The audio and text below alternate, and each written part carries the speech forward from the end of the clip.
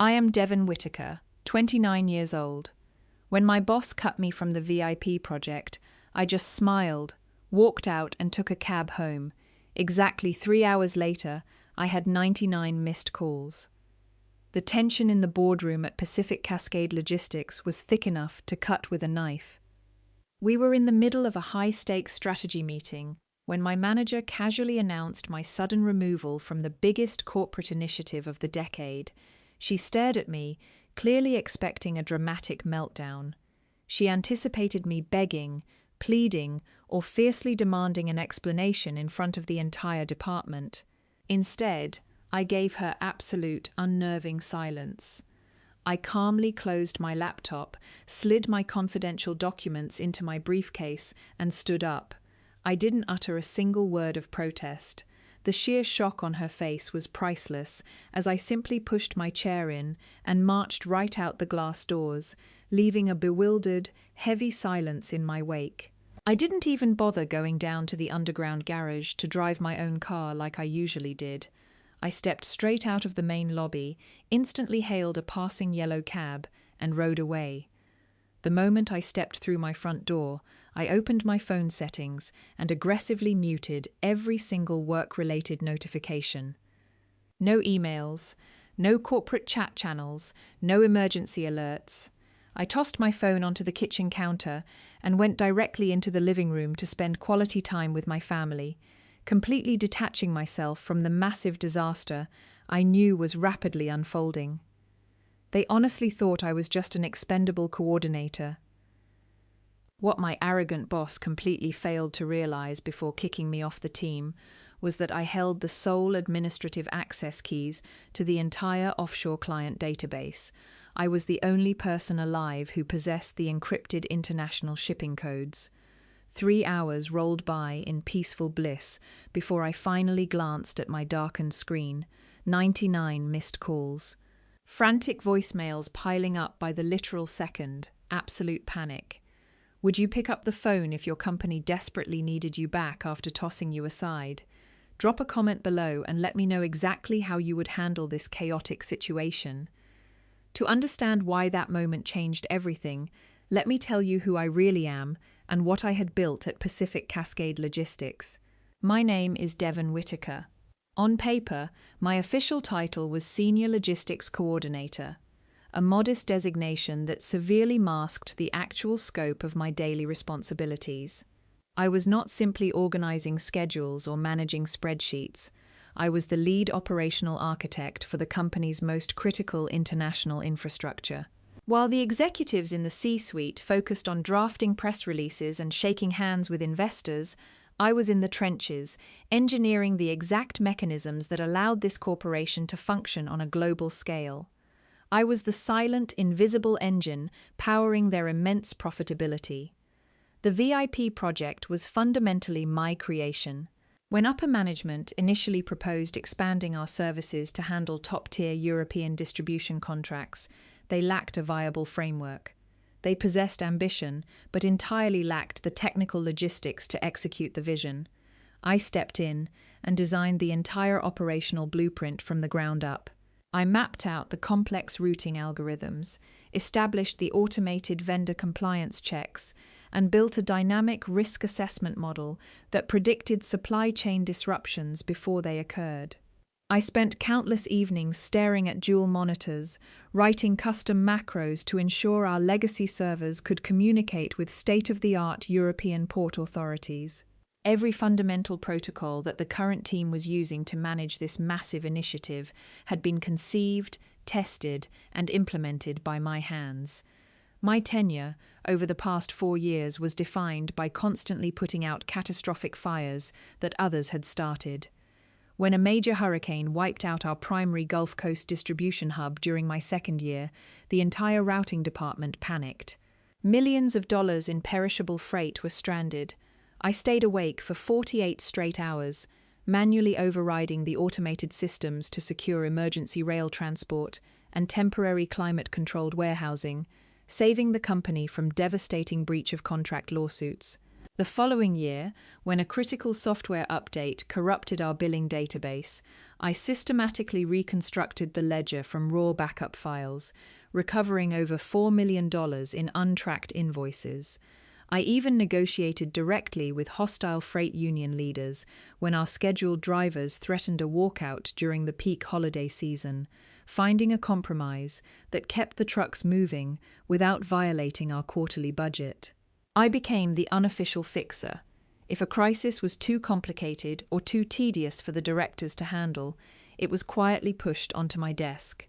I accepted the burden willingly, trading the spotlight for the satisfaction of building an airtight, foolproof operational machine. However, the intricacies of the VIP project were far more delicate than anything I had previously constructed. To comply with strict international privacy regulations, I had to weave highly specialized security protocols directly into the communication channels between our localized dispatchers and the overseas freight captains. It was a fragile ecosystem of encrypted data transfers and synchronized schedules. The architecture was brilliant, but highly volatile if manipulated by someone who did not understand the underlying logic. It required constant, meticulous calibration. I knew every vulnerability, every workaround, and every hidden fail-safe within the code, simply because I was the one who put them there. The system was customized to my exact analytical workflow. Beyond the relentless demands of the corporate world, my true foundation was waiting at home. My husband, Austin, and our daughter, Piper, are the reasons I endured the grueling hours and the uncredited labor. Austin is a high school science teacher, an incredibly patient man who always knows how to ground me when the stress of logistics threatens to overwhelm my sanity. Whether it is bringing me a plate of dinner during a late-night debugging session or simply listening to me rant about port tariffs, his steady presence is my anchor. Piper, our 6-year-old, is a whirlwind of creative energy.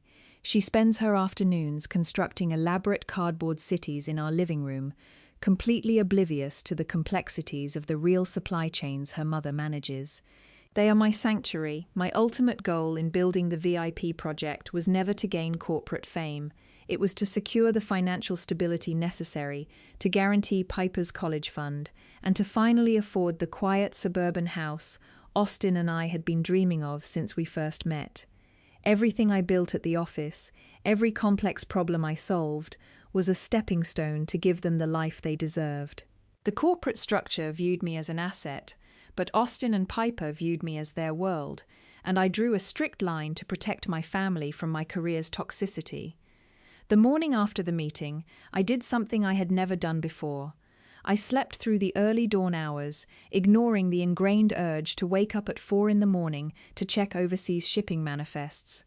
For years, my daily routine involved rushing out the door with a lukewarm travel mug of coffee, fighting early traffic to be at my desk by 6:30.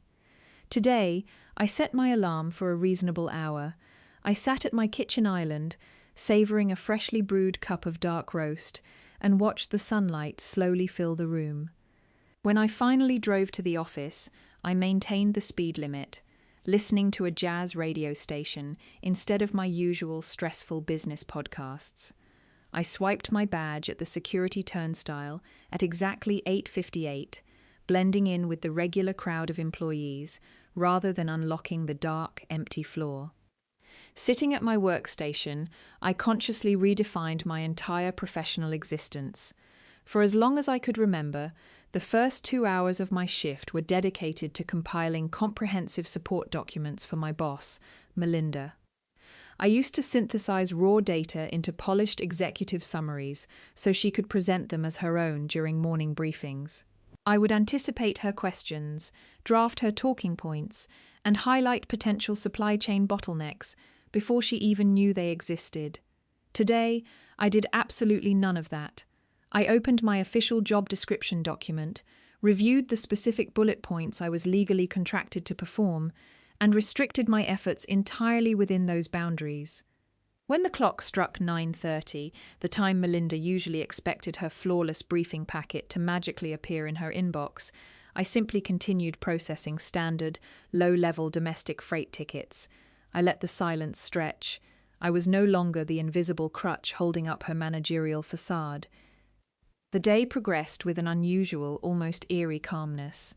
I took a full hour for lunch, actually leaving the building to eat at a nearby cafe instead of eating a sad salad while typing at my keyboard.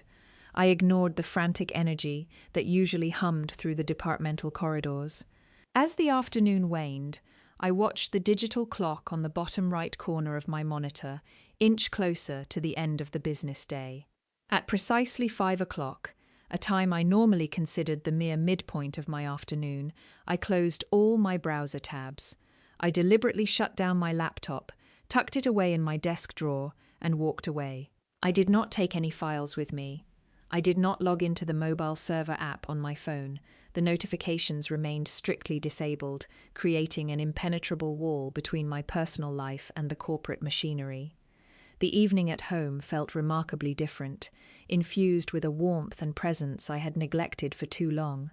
Instead of relying on a quick, pre-packaged meal or ordering delivery out of sheer exhaustion, I pulled out a heavy cast-iron skillet and took my time cooking. I chopped fresh vegetables, seared chicken breasts, and filled the kitchen with the rich aroma of garlic and herbs. Piper sat at the kitchen table, her small hands covered in colourful chalk as she coloured a massive paper canvas. I stood beside her, genuinely engaging in her imaginative world, without secretly glancing at my screen every 2 minutes to check for catastrophic work emergencies. I listened attentively to her elaborate stories about a magical dragon that lived in our backyard, responding with undivided attention and genuine laughter. It was a simple, profoundly normal evening, yet it felt like an extraordinary luxury. After we tucked Piper into bed, Austin walked into the kitchen and leaned against the counter, observing me closely as I washed the last of the dinner plates. He crossed his arms, a gentle smile forming on his lips. "You seem lighter today," he remarked, his voice soft but observant. "Usually, by this time on a weekday, you are pacing the hallway, muttering about customs regulations and tariff delays. You actually sat through dinner without tapping your fingers on the table." I dried my hands on a towel and looked up at him, feeling a deep sense of relief wash over me. "I decided to just do my job," I replied quietly. "Nothing more, nothing less. I am done carrying weight that doesn't belong to me." Austin stepped forward and wrapped his arms around my shoulders, pulling me into a comforting embrace. "I like this version of you," he whispered. "Welcome back." By the next day, the cracks in the VIP project started to show. The initial symptom was a series of automated warning flags appearing on the central tracking dashboard shortly after 9 o'clock. Several international customs clearance forms, which usually processed seamlessly through our API integration, were abruptly rejected by the European border authorities. The issue was highly specific. A newly updated compliance code was required for all industrial shipments entering the secondary sector. I possessed the proprietary mapping key to update this particular string of code, safely stored in my localized, encrypted directory. Because the rest of the department relied entirely on the automated templates I had historically provided, no one else even knew the regulatory update had taken effect, let alone how to patch the live server. The red error notifications began multiplying rapidly, clustering across the digital map like a spreading virus. The team stared at the monitors, completely baffled by the cascading warnings. Within 2 hours, the silent digital errors manifested into very loud, very real human frustration. A major automotive manufacturer based in Munich, one of the cornerstone accounts for the entire initiative, noticed their high-priority freight was indefinitely stalled at a sorting facility. Their regional director bypassed the standard customer service portal and called directly into the executive suite, demanding immediate answers. The sound of ringing desk phones, usually a rare occurrence in our digitally focused department, echoed incessantly across the open-plan office. Junior analysts, who were accustomed to simply clicking approve on pre-screened itineraries, were suddenly forced to answer aggressive inquiries from frustrated international logistics managers. The analysts had no answers to give. They frantically clicked through shared folders, desperately searching for troubleshooting guides, operational flowcharts, or contingency manuals that simply did not exist. I had always been the living, breathing contingency plan, carrying the operational logic entirely in my head. Melinda emerged from her glass-walled office, her usual composed demeanor replaced by a rigid, tense posture. Recognizing the mounting panic, she attempted to seize control of the situation. She gathered the lead developers around a central monitor, projecting a false sense of authority as she demanded they forcefully override the rejection codes. When the senior technician informed her that bypassing the security protocol without the correct digital handshake would trigger a system-wide freeze, she stubbornly dismissed his warning. She insisted that brute forcing the approvals through the legacy software would at least placate the angry German client temporarily. It was a disastrous, monumental miscalculation. The moment she authorized the manual override, the internal firewall recognized the mismatched protocols as a potential hostile security breach. Instantly, the system locked down not just the delayed automotive shipments, but the entire active European queue. Thousands of waybills were frozen in a digital purgatory. The localized issue had instantly blossomed into a full-scale operational paralysis. I sat merely 20 feet away from the epicenter of the chaos, diligently working through a stack of domestic invoice reconciliations. My designated tasks for the day involved verifying freight weights for local trucking routes, a beautifully mundane responsibility that required absolutely zero interaction with the international database. I listened to the rising volume of Melinda's voice as she barked contradictory orders at her bewildered staff. I heard the sharp, frantic tapping of keyboards as technicians desperately attempted to reverse the firewall lockdown she had just authorized. At one point, a junior coordinator rushed past my cubicle, his face pale and sweating, clutching a printed stack of corrupted shipping manifests. I simply moved my coffee mug slightly to the right to avoid his flailing elbow, then calmly returned my focus to my spreadsheet.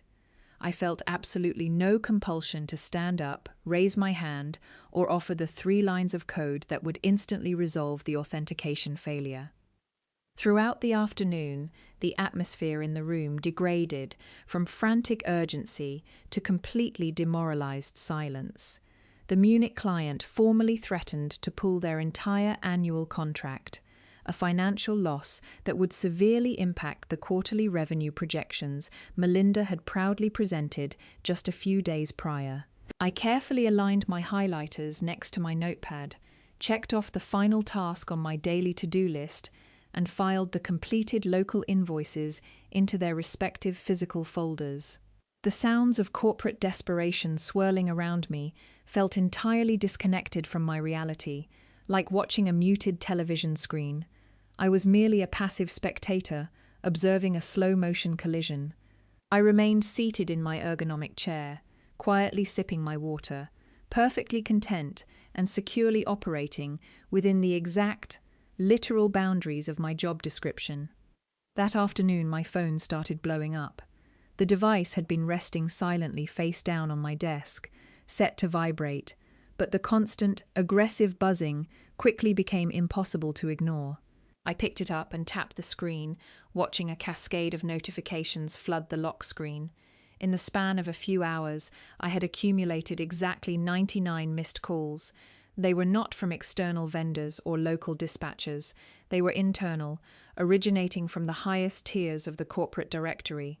The sheer density of the alerts painted a clear picture of a department in absolute freefall. I scrolled through the logs, noting the escalating desperation in the timestamps. Among the frantic digital footprint, Melinda's name appeared repeatedly, followed by heavily worded text messages demanding my immediate presence. However, the notification that truly underscored the gravity of the situation was a direct communication from Trevor Blake. Trevor Blake was the Executive Vice President of Global Supply Chain, a man who commanded the entire Western Hemisphere's logistics division, overseeing billions in annual revenue, and rarely interacted with anyone below the director level. Seeing his private number flash across my screen indicated that the crisis had bypassed middle management and triggered a catastrophic alarm at the executive summit. He did not leave a rambling voicemail. Instead, an automated chime from my inbox signaled a mandatory, high-priority calendar summons from his executive assistant. The location was the top-floor boardroom. The subject line simply read, "Immediate action required."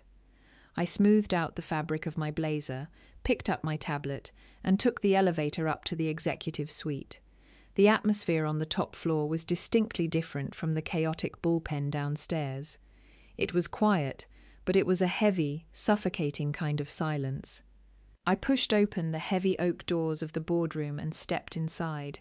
Trevor was seated at the head of the long mahogany table, his hands clasped together, his expression rigidly unreadable. Melinda sat halfway down the table, clutching a pen so tightly her knuckles were white. She looked completely drained, her previous arrogance entirely evaporated under the scrutiny of her superior. When I walked in, Trevor gestured to an empty leather chair directly across from him. He did not waste time with pleasantries, standard corporate small talk, or any introductory formalities that usually preceded these high-level executive discussions. "I need a straight answer," Trevor stated, his voice cutting through the tension in the room. He leaned forward, fixing his gaze squarely on me.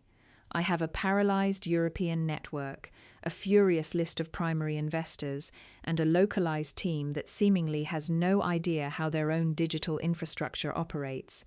Melinda claims there is a glitch in the legacy system. My external auditors are telling me it is a fundamental architectural failure. You built the original routing framework. Explain to me exactly what is happening." He completely bypassed his own director, acknowledging that I held the actual operational knowledge.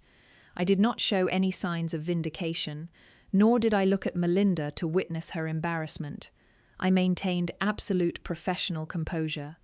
I unlocked my tablet and wirelessly cast my screen to the large monitor mounted on the far wall.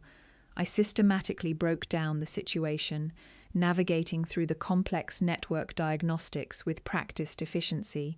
Without using accusatory language or pointing fingers at the current management team, I highlighted the precise location of the failure within the core routing directory.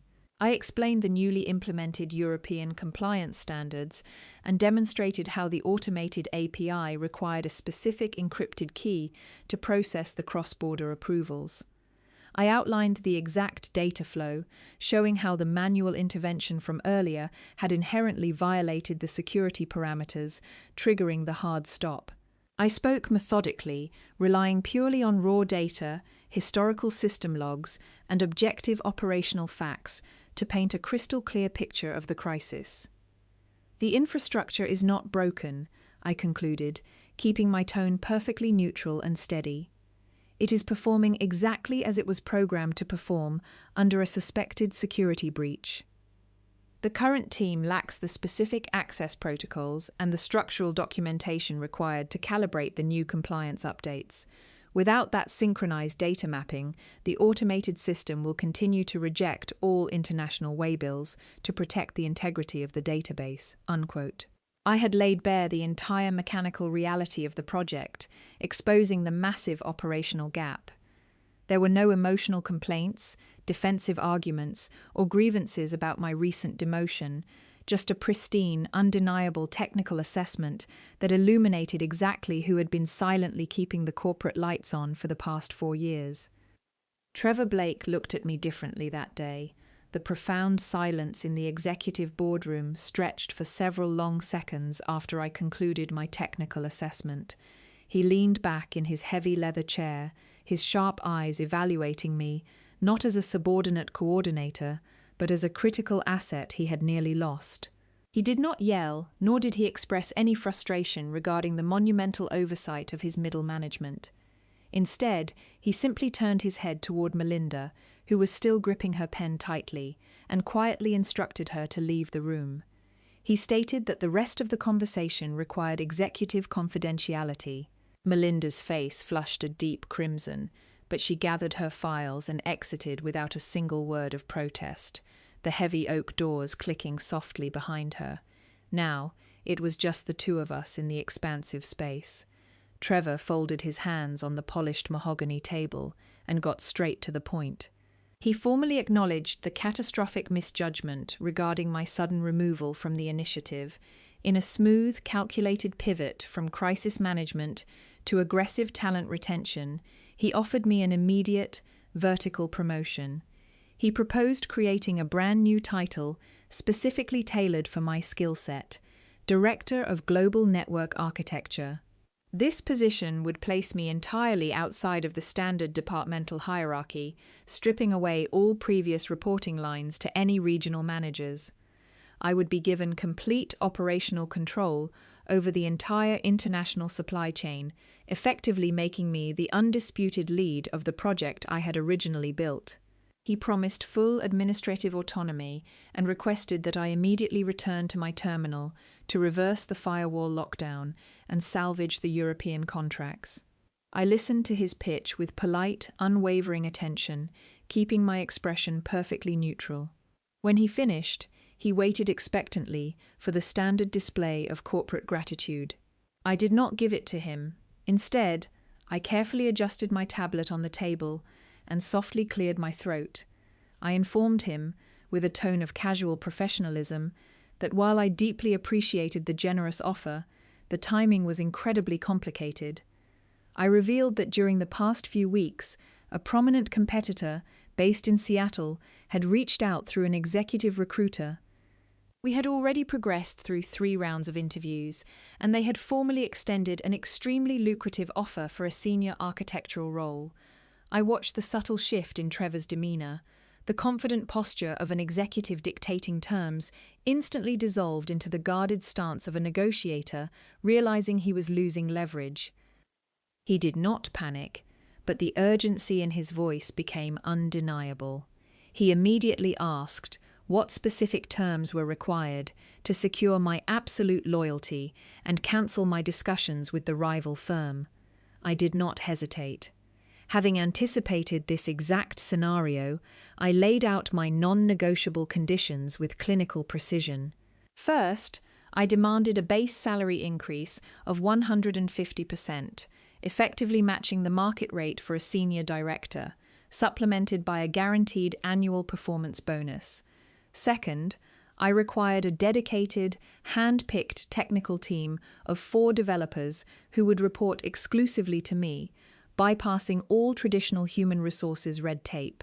Finally, I insisted on a hybrid schedule that guaranteed 3 remote workdays a week, allowing me to maintain the personal boundaries I had recently established. I made it explicitly clear that my new department would operate as an independent entity, entirely insulated from any future interference. Trevor absorbed the extensive list of demands without interrupting. He mentally calculated the financial and structural implications, weighing them against the millions currently bleeding from the paralyzed European network. After a brief, heavy pause, he nodded firmly. He verbally agreed to every single condition, promising to have the legal team draft a binding, customized contract by the end of the business day. He pushed a blank notepad toward me, asking what it would take to get me to log into the servers right that second. I stood up from my chair, sliding my device smoothly back into my leather bag. I looked him directly in the eye and calmly stated that I never make major career decisions under duress.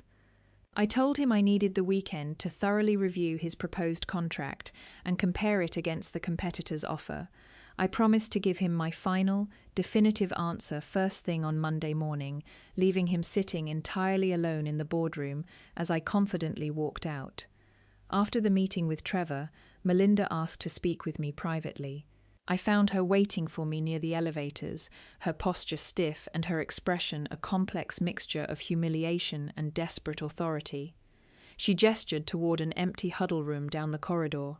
Once the heavy acoustic door clicked shut behind us, the artificial corporate facade she usually wore completely crumbled. Melinda Rhodes, the director who had confidently dismissed me just days prior, was now visibly struggling to regain control of a narrative that had entirely slipped from her grasp. She began pacing the short length of the room, attempting to frame the afternoon's events as a mutual misunderstanding. She claimed my temporary removal from the initiative was always meant to be a brief restructuring exercise. According to her newly fabricated timeline, she was actually protecting me from the intense scrutiny of the transition period. It was a thinly veiled lie, a desperate attempt to rewrite history now that the executive vice president had publicly bypassed her authority. She leaned against the conference table, attempting to adopt a conspiratorial tone. She even had the audacity to suggest that we needed to present a unified front to Trevor, subtly implying she could make my daily operations difficult if I alienated her. I stood near the door, letting her exhaust her prepared speech. When she finally paused, I did not offer any professional validation. I simply laid out the objective reality of her situation. I pointed out that the digital logs clearly recorded her direct order to manually override the security firewall, a fatal error currently costing the corporation thousands of dollars per hour. I calmly stated that my new reporting structure, should I choose to accept Trevor's contract, would bypass her completely, rendering her warnings entirely irrelevant.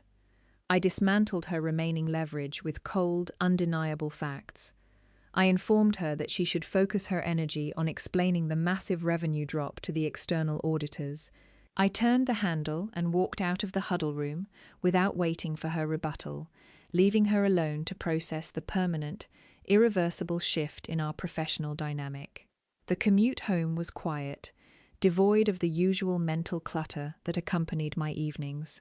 After dinner, Austin and I sat down at the dining room table, opening our laptops to conduct a strictly analytical review of our options. There was no emotional unpacking of the corporate drama. The conversation was entirely focused on logistics, long-term financial trajectories, and contractual obligations. I placed a printed breakdown of Trevor's verbal offer next to the formal document provided by the Seattle-based competitor. We systematically compared the two trajectories line by line. Austin pulled up a custom spreadsheet to calculate the exact net difference in base salaries, factoring in the aggressive annual performance bonuses Trevor had promised against the competitor's guaranteed restricted stock units. We evaluated the vesting schedules for the equity package, weighing the immediate cash influx of Trevor's offer against the long-term passive income potential of the competitor. The Seattle firm offered a superior equity package, a generous relocation stipend, and a much healthier corporate culture according to industry reports.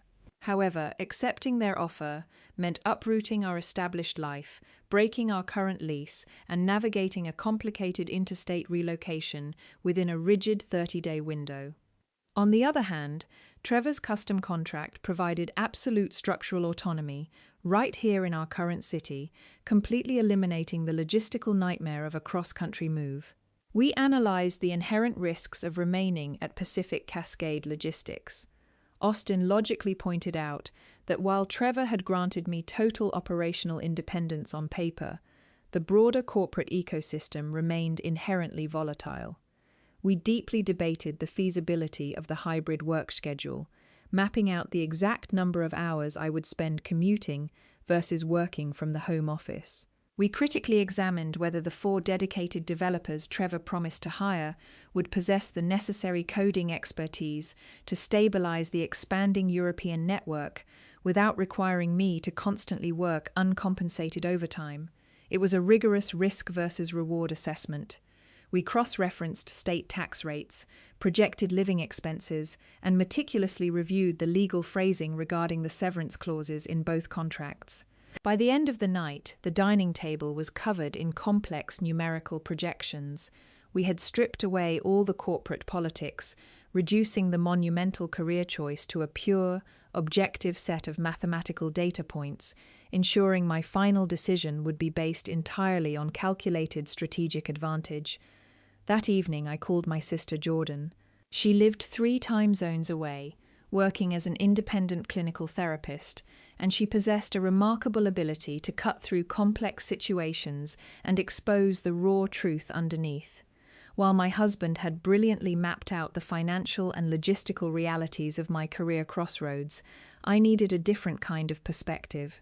I needed someone to address the personal toll of the last few years, the invisible exhaustion that could not be quantified in a spreadsheet. I walked out onto the back patio, the cool night air providing a sharp contrast to the suffocating corporate atmosphere I had endured all week, and dialed her number. Jordan listened patiently as I laid out the dual paths before me. I explained the newly inflated salary, the prestigious title, and the unprecedented autonomy Trevor had guaranteed. Then I contrasted it with the blank slate of the Seattle opportunity, the necessity of a cross-country move, and the daunting prospect of starting entirely from scratch. I talked for nearly 20 minutes straight, my voice tight with the lingering adrenaline of the high-stakes negotiation. When I finally finished, the line was quiet for a moment. She did not offer a congratulatory cheer for the massive counteroffer, nor did she immediately push me toward the new adventure. "Devin," Jordan said softly, her voice steady and grounded, "you are analyzing this purely as a business transaction, but look at the pattern. They only recognized your value when the infrastructure collapsed. They did not promote you because they respected your talent. They promoted you because they were terrified of the consequences of losing you. If you stay, you are effectively teaching them that your loyalty can be bought after intense disrespect. Do you truly want to anchor your future to a leadership team that only respects you when the building is actively burning down?" Her words struck a profound chord, slicing through the dense fog of corporate prestige and financial temptation. The clarity was instantaneous and absolute. I realized that accepting Trevor's gilded cage would not erase the fundamental toxicity embedded within the company's culture. The newly minted title of Director of Global Network Architecture was just a temporary bandage over a deeply flawed foundation. Melinda would still be maneuvering in the background. The executive team would still view me as an emergency utility rather than a respected human being. All the money and promised autonomy in the world could not change the institutional DNA of Pacific Cascade Logistics. I did not want to spend the rest of my career defensively protecting the boundaries I had just fought so hard to establish. I thanked Jordan, ending the call with a profound sense of lightness that I had not felt in years. The heavy burden of indecision completely evaporated into the night air. I walked back inside the house, bypassed the dining room table where the analytical spreadsheets still glowed on the dual monitors, and sat down at my personal desk in the corner of the living room. The time for weighing options and comparing restricted stock units was officially over. I opened a blank text document, staring at the pristine white screen. I was making a clean, absolute break. The resignation letter I drafted was a masterpiece of brevity. I did not waste a single paragraph expressing false gratitude for the opportunities provided during my tenure. I did not offer any constructive feedback regarding management practices, nor did I provide an elaborate transition plan to help them salvage the European rollout. I maintained a fiercely professional, entirely emotionally detached tone. I clearly stated that I was formally rejecting the proposed executive contract, declining any future renegotiations, and immediately resigning from my current position. I specified my exact final date of employment, ensuring it complied with the absolute minimum legal requirement to secure my outstanding paid time off and finalize my severance conditions. I printed the document, the mechanical hum of the laser printer serving as a definitive soundtrack to my departure. I pulled a crisp, white envelope from the top drawer, carefully folded the single sheet of paper, and sealed it. I wrote Trevor's name on the front in bold, black ink, the sharp lettering symbolizing the definitive end of my tenure. I placed the envelope next to my keys on the entryway table, ensuring it would be the first thing I picked up the next morning. There was no hesitation, no lingering doubt, and absolutely no regret. I turned off the desk lamp, plunging the workspace into darkness, finally ready to walk away from the empire I had built. I submitted my resignation the following Monday. I walked directly past the main reception desk and straight into the executive suite, smoothly bypassing the administrative assistants who usually guarded the perimeter. I knocked once on the heavy oak door and stepped into the boardroom, handing the sealed white envelope directly to Trevor. He did not even bother opening it to read the contents. The undeniable finality of my posture and the formal presentation told him everything he needed to know. He sighed heavily, leaning back, and asked if there was any hypothetical number that could change my mind. I simply shook my head, politely wished him luck with the impending European transition, and walked calmly downstairs to begin my legally mandated 2-week notice period. Those final 14 days at Pacific Cascade Logistics were an absolute masterclass in boundary-driven professionalism. I arrived exactly at 9 o'clock and left precisely at 5.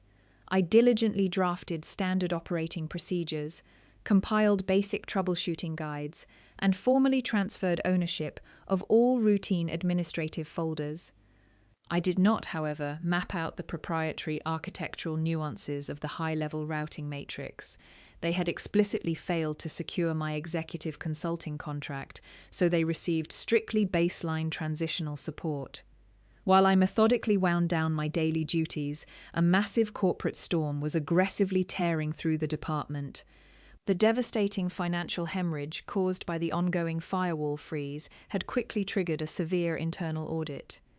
External compliance officers descended upon our floor, systematically reviewing every digital log, email chain, and authorization stamp recorded over the previous 30 days. The forensic investigation was swift and utterly merciless. It definitively traced the catastrophic system failure straight back to Melinda Rhodes. The unapproved manual override she had hastily ordered was officially classified as a gross violation of international security protocols. By Wednesday of my second week, her pristine, glass-walled office was entirely empty. The executive board unceremoniously stripped her of her directorial title, revoked her managerial access, and demoted her to a mid-level regional supervisory role. She was swiftly relocated to a heavily monitored satellite office in a different time zone. The unchecked arrogance that had led to my humiliating removal had ultimately orchestrated her own public professional downfall.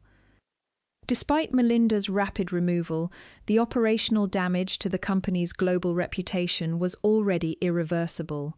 The primary Munich-based automotive manufacturer, exhausted by relentless delays and the complete lack of a transparent technical resolution, officially terminated their partnership. They abruptly pulled their entire annual freight volume, effectively gutting the projected quarterly revenue the C-suite had confidently promised investors.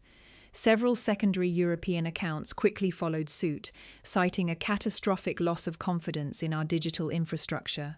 The flagship VIP initiative, once proudly hailed as the revolutionary future of the corporation, was brutally scaled back and heavily penalized by international breach of contract fines. I watched the grand corporate empire crumble from the quiet periphery of my cubicle, feeling absolutely no obligation to run back into the burning building. When my final Friday afternoon arrived, there was no grand farewell gathering or awkward cake in the departmental break room. I vastly preferred it that way. I meticulously wiped my company-issued laptop clean of any personal data, stacked my secure access badge and underground parking pass neatly on my desk, and sent a brief, standardized farewell email to the human resources representative. I packed my framed family photos and personal coffee mug into a single small box. Taking one final look at the workstation where I had silently engineered complex supply chain algorithms, I turned away. I walked out through the expansive main lobby, stepped directly into the bright afternoon sunlight, and felt an overwhelming, profound sense of liberation. The invisible chain tethering me to their systemic dysfunction was permanently severed. A month later, I officially logged into the encrypted digital portal of the Seattle-based competitor. True to their word, they had seamlessly facilitated our interstate relocation, covering every logistical detail with a level of administrative competence I deeply respected. My new official title was Principal Architect of Global Systems. The senior role came equipped with a comprehensive equity package, a highly respected hybrid schedule, and a dedicated development team that dwarfed my previous resources. Most importantly, it came with a unified leadership board that recognized my structural expertise long before a crisis ever occurred. I sat comfortably in my new home office, sipping coffee while confidently reviewing a brilliantly optimized network array, finally building my career in an environment where my foundational value was undeniable from the very first day. Looking back now, months after I walked away from Pacific Cascade Logistics, my reality feels entirely transformed. The constant thrumming anxiety that used to dictate my every waking moment has completely evaporated. I no longer jolt awake in the middle of the night, instinctively reaching for my phone to check for catastrophic server failures or unapproved international manifests. My current position respects the boundaries I set on my very first day. When the official workday concludes, my professional obligations genuinely end. My evenings are finally my own. Austin and I have reclaimed our peace, spending our weekends exploring hiking trails and genuinely relaxing without the shadow of corporate emergencies looming over us. I am entirely present for Piper, listening to her vibrant stories and participating in her imaginative games without my mind wandering back to supply chain algorithms. The profound relief of simply being a wife and a mother, rather than an on-call crisis manager, is invaluable. The fallout at my former employer also finalized itself. The industry network is surprisingly small, and news travels quickly among executive circles. I recently learned through a former colleague that Melinda's tenure at the remote satellite office was incredibly brief. Stripped of the invisible safety net I had unknowingly provided for years, her fundamental lack of operational competence became glaringly obvious. She failed to meet even the most basic regional performance metrics and was quietly let go just a few weeks ago. Her rapid decline is a powerful, undeniable testament to a very specific professional truth. You cannot build a sustainable career by stepping on the very individuals who hold your infrastructure together. Leadership is not about projecting authority while someone else does the heavy lifting. It is about recognizing, valuing, and protecting your essential talent. The greatest lesson I learned from this entire ordeal is that your loyalty should never be weaponized against you. If a company only acknowledges your brilliance when they are facing utter ruin, they do not truly value you as a person. They merely value the convenience of your sacrifice. Know your worth, document your contributions meticulously, and never be afraid to calmly walk out the door when your boundaries are constantly violated. Your mental health, your personal peace, and your family are always worth significantly more than any prestigious corporate title. Thank you so much for following my journey all the way to the end. Sharing this experience has been incredibly validating, and I hope my story empowers anyone who might be feeling trapped in a similarly unappreciative work environment. Have you ever experienced a moment where you finally realized your own professional worth and decided to walk away from a toxic boss? Or have you ever watched a manipulative manager face the direct consequences of their own actions? Please drop your stories and thoughts in the comments below, because I would absolutely love to read about your own moments of professional triumph and how you reclaimed your life.